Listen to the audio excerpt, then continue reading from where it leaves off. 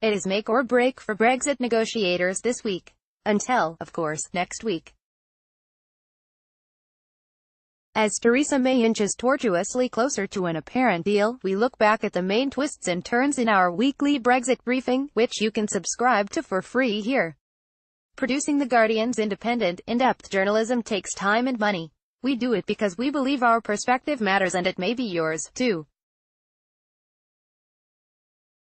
If you value our Brexit coverage, please become a Guardian supporter.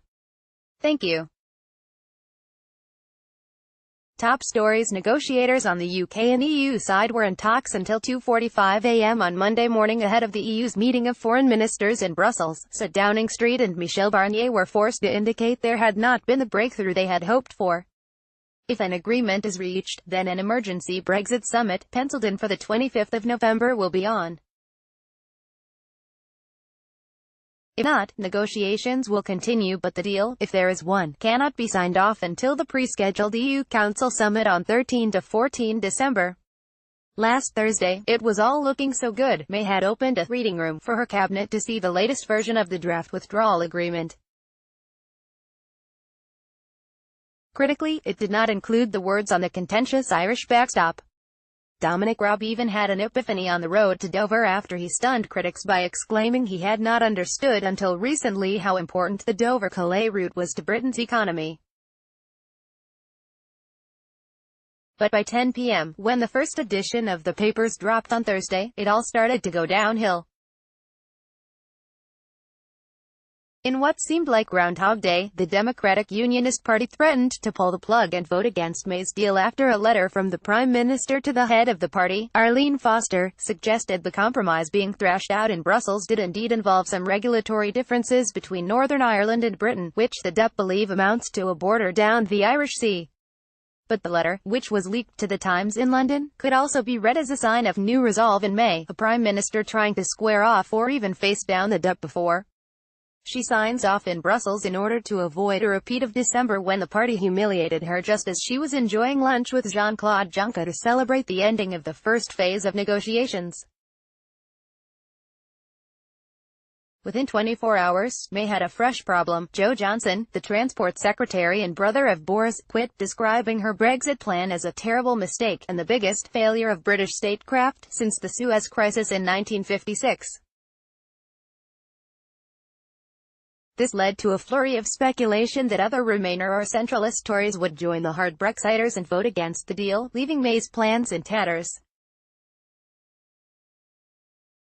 Like Johnson, the former Minister Justine Greening said there was no option but a second referendum because the May deal was handing power to the EU.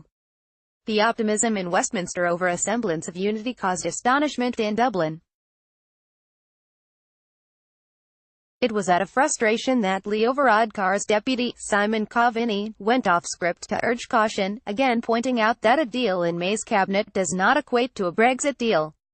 Best of the rest, Gordon Brown calls for Royal Commission to define new type of Brexit. Brexit can be stopped, says Keir Starmer, 2 days after Jeremy Corbyn said it could not. British Airways seeks new support for EU shareholder credentials to keep flying after Brexit. Brexit deal not dead despite DUP warning, says David Lidington. German steel giant ThyssenKrupp says Tories have abandoned business. It is a complete shambles. May's Brexit under siege from all sides of the Tory party. Top opinion piece: the Prime Minister is trying to find a way through a political nightmare, but party discipline is disintegrating around her. Simon Jenkins, to describe a customs union fallback as vassalage, bondage and enslavement insults both language and history.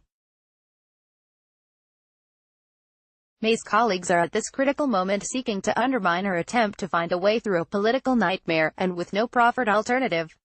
That is anarchy.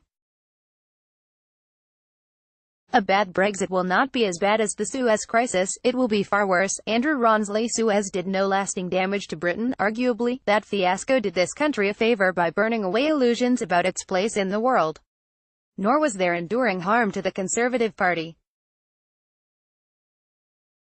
The Tories quickly ditched Anthony Eden and went on, under Harold Macmillan, to win a landslide election victory less than 3 years later. top tweet lest anyone be deluded over May's ability to magic a deal in the secrecy of her own cabinet office. Coveney warned that the party was once again talking to itself last Tuesday. My colleague Jennifer Rankin makes the process clear. Jennifer Rankin, at Jennifer Merode, it is completely unthinkable Brexit negotiators would agree deal with UK without going to EU ambassadors' national capitals for approval. Hard to say how long this process would take, 7 to 10 days, but it can't be ignored. That's why time's so short for November deal. November 12, 2018.